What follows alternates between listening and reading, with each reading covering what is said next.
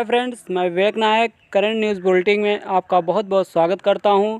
दोस्तों, आज हम लोग करंट अफेयर के सेशन को स्टार्ट करने जा रहे हैं। स्टार्ट करने से पहले मैं आपको बता दूं कि आप इस चैनल पे नए हैं तो चैनल को सब्सक्राइब कीजिए, बेल आइकन को प्रेस कीजिए, जिससे कि मेरे आने वाले जितने भी लेटेस्ट वीडियो हैं उसका नोटिफिकेशन आप तक सबसे पहले पहुँच पाए। तो दोस्तों चलते हैं, आज का सेशन स्टार्ट करते हैं। आज के सेशन का हम लोग का फर्स्ट क्वेश्चन है, देश के 5वें स्वच्छ सर्वेक्षण 2020 में किसने भारत के सबसे स्वच्छ शहर का खिताब जीता है? ऑप्शन है मुंबई, इंदौर, भोपाल, रायपुर। इस तरह इस क्वेश्चन का राइट आंसर हो जाएगा ऑप्शन नंबर बी, इंदौर। हाल ही में स्वच्छ सर्वेक्षण 2020 के परिणाम घोषित किए गए हैं। लगातार चौथे बार मध्य प्रदेश के इंदौर शहर ने देश के सबसे स्वच्छ शहर का खिताब जीता है। इसके बाद दूसरा और तीसरा स्थान क्रमशः गुजरात के सूरत और महाराष्ट्र के नवी मुंबई का रहा है। सर्वेक्षण में वाराणसी को सर्वश्रेष्ठ गंगा टाउन का खिताब मिला है। यह सर्वेक्षण आवास और शहरी मामलों के मंत्रालय द्वारा आयोजित किया गया था। तो दोस्तों इस क्वेश्चन से इतना ही। चलते हैं नेक्स्ट क्वेश्चन पर। नेक्स्ट क्वेश्चन है, भारत और जापान ने निम्नलिखित में से किस देश के साथ मिलकर सुपर चैन रेसिलेंस इनिशिएटिव शुरू करने की पहल की है? ऑप्शन है अमेरिका, ऑस्ट्रेलिया, चीन, जापान। इस तरह इस क्वेश्चन का राइट आंसर है option number B, Australia. Bharat और जापान ने ऑस्ट्रेलिया के साथ मिलकर सुपर चैन रेसिलेंस इनिशिएटिव शुरू करने की पहल की है। सुपर चैन रेसिलेंस इनिशिएटिव को सर्वप्रथम जापान द्वारा प्रस्तावित किया गया था। इस पहल का उद्देश्य चीन पर निर्भरता को कम करना है। वास्तविक नियंत्रण रेखा पर चीन की आक्रामक नीति के कारण भारत की इस पहल में शामिल हो रहा है। इस पहल का मुख्य उद्देश्य हिंद प्रशांत क्षेत्र में प्रत्यक्ष विदेशी निवेश को आकर्षित करना है। इसमें शामिल राष्ट्रों का उद्देश्य इनके क्षेत्र को आर्थिक महाशक्ति में बदलना है। तो दोस्तों इस क्वेश्चन से इतना ही। चलते हैं नेक्स्ट क्वेश्चन पर। नेक्स्ट क्वेश्चन है, हाल ही में किसने चीनी मिलों को बढ़ावा देने के लिए गन्ने की कीमतों को चीनी की दरों से जोड़ने की सिफारिश की है? ऑप्शन है इकोनॉमिक्स टास्क फोर्स, सूक्ष्म लघु और मध्यम उद्योग मंत्रालय, NITI Aayog task force, Ayush task force. इस तरह इस क्वेश्चन का राइट आंसर है option number C, NITI Aayog task force.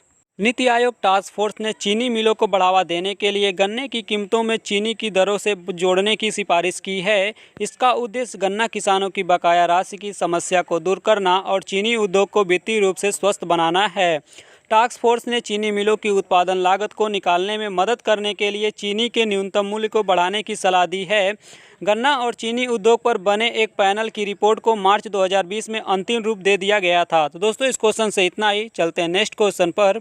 Next question है, हाल ही में रेलिगेयर हेल्थ इंश्योरेंस का नाम बदल के क्या रखा गया है? ऑप्शन है care health insurance, Ayush care insurance, life care insurance, short term insurance. इस तरह इस क्वेश्चन का राइट आंसर है option number A, care health insurance. हाल ही में रेलिगेयर्स हेल्थ इंश्योरेंस का नाम बदल के केयर हेल्थ इंश्योरेंस रखा गया है। बता दें कि रेलिगेयर इंटरप्राइजेज लिमिटेड उन संस्थाओं के समूह का अम्ब्रेला ऑर्गेनाइजेशन है जो अफोर्डेबल हाउसिंग, फाइनेंस या रिलेटेड ब्रोकिंग और हेल्थ इंश्योरेंस जैसी सेवाएं प्रदान करता है। इसका मुख्यालय गुड़गांव में है।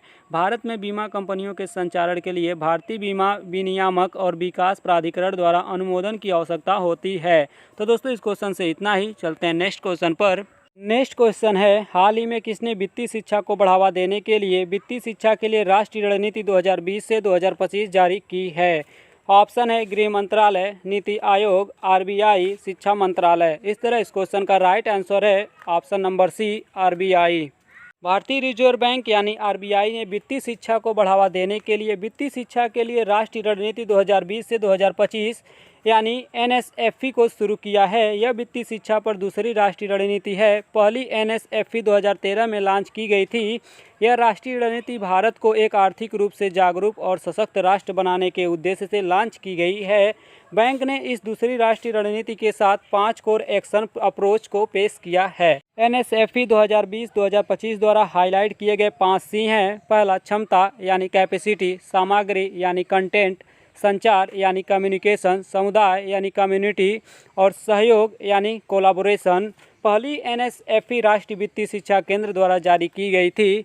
तो दोस्तों इस क्वेश्चन से इतना ही। चलते हैं नेक्स्ट क्वेश्चन पर। नेक्स्ट क्वेश्चन है, हाल ही में भारत ने ASEAN India network of think tank यानी AINTT में भाग लिया है। यह भारत और AINTT के बीच कौन सा गोलमेज सम्मेलन था?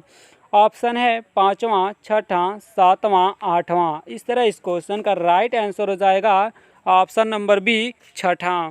हाल ही में विदेश मंत्री एस जयशंकर ने ASEAN India network of think tank यानी AINTT की बैठक में भाग लिया है। यह भारत और ASEAN India network of think tank के बीच 6वां गोलमेज सम्मेलन था। विदेश मंत्री ने सम्मेलन के दौरान वैश्विक आपूर्ति श्रृंखलाओं की चिंताओं को कम करने तथा आपूर्ति श्रृंखला का विविधीकरण करने पर जोर दिया है। आसियान दक्षिण पूर्व एशिया देशों का एक संघ है। इसकी स्थापना एशिया प्रशांत क्षेत्रों के देशों में सामाजिक और राजनीतिक स्थिरता को बढ़ावा देने के लिए की गई थी। आसियान का आदर्श वाक्य one vision, one identity, one community है। तो दोस्तों इस क्वेश्चन से इतना ही। चलते हैं नेक्स्ट क्वेश्चन पर। नेक्स्ट क्वेश्चन है निम्नलिखित कथनों पर विचार कीजिए। कथन फर्स्ट है उपोष्णकटिबंधीय उच्च वायुदाब की पेटी में विषुवतीय निम्न दाब पेटी की ओर प्रवाहित होने वाली पवन को पछुआ पवन कहते हैं। कथन सेकेंड है व्यापारिक पवनें एक निर्दिष्ट पथ पर एक ही दिशा में निरंतर प्रवाहित होती हैं। उपयुक्त में से कौन सा या से कथन सही है या है? कूट है केवल एक, केवल दो, एक और दो दोनों, न तो एक न ही दो। इस तरह इस क्वेश्चन का राइट आंसर है ऑप्शन नंबर बी, केवल दो। उपोष्णकटिबंधीय उच्च वायुदाब की पेटी में विषुवतीय निम्न दाब को पेटी की ओर प्रवाहित होने वाली पवन को व्यापारिक पवन कहते हैं। व्यापारिक पवनें एक निर्दिष्ट पथ पर एक ही दिशा में निरंतर प्रवाहित होती हैं। ये पवनें उत्तरी गोलार्ध में अपने दाईं ओर और दक्षिणी गोलार्ध में अपने बाईं ओर मुड़ जाती हैं। उपोष्णकटिबंधीय उच्च वायुदाब की पेटी से उपध्रुवी निम्न वायुदाब की पेटी की ओर प्रवाहित होने वाली पवनों को पछुआ पवन कहते हैं। तो दोस्तों इस क्वेश्चन से इतना ही। चलते हैं नेक्स्ट क्वेश्चन पर। नेक्स्ट क्वेश्चन है दिन के समय पर्वत के ढाल घाटी की तुलना में अधिक गर्म हो जाते हैं, जिससे वायु का प्रवाह घाटी से पर्वतीय ढाल की ओर होता है। इसे क्या कहते हैं? ऑप्शन है स्थलीय समीर, पर्वतीय समीर, घाटी समीर, समुद्री समीर। इस तरह इस क्वेश्चन का राइट आंसर है ऑप्शन नंबर सी, घाटी समीर। दिन के समय पर्वत की ढाल घाटी की तुलना में अधिक गर्म हो जाते हैं। ऐसी स्थिति में वायु का प्रवाह घाटी से पर्वतीय ढाल की ओर होता है, जिसे घाटी समीर कहते हैं। सूर्यास्त के बाद जब पार्थिव विकिरण के द्वारा पर्वतीय ढाल अपेक्षाकृत ठंडे हो जाते हैं तो वायु का प्रवाह पर्वत की ढाल से घाटी की ओर होने लगता है, जिसे पर्वतीय समीर कहते हैं। जब समुद्र की ठंडी वायु का प्रवाह स्थल की ओर होता है तो उसे समुद्री समीर कहते हैं, जबकि इसके विपरीत स्थल के समुद्र की ओर वायु का प्रवाह स्थल समीर कहलाता है। तो दोस्तों इस क्वेश्चन से इतना ही। चलते हैं नेक्स्ट क्वेश्चन पर। नेक्स्ट क्वेश्चन है निम्नलिखित में से कौन सी मृदा उच्च तापमान और भारी वर्षा वाले क्षेत्रों में विकसित होती हैं? ऑप्शन है लेटराइट मृदा, लाल और पीला मृदा, काली मृदा, शुष्क मृदा। इस तरह इस क्वेश्चन का राइट आंसर है ऑप्शन नंबर ए, लेटराइट मृदा। लेटराइट मृदा उच्च तापमान और भारी वर्षा वाले क्षेत्रों में विकसित होती है।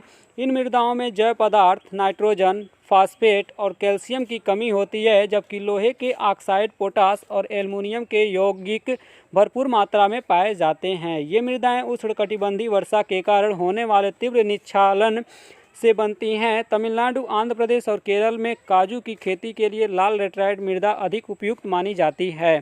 तो दोस्तों आज के सेशन में इतना ही। मिलते हैं नेक्स्ट डे। बहुत बहुत धन्यवाद।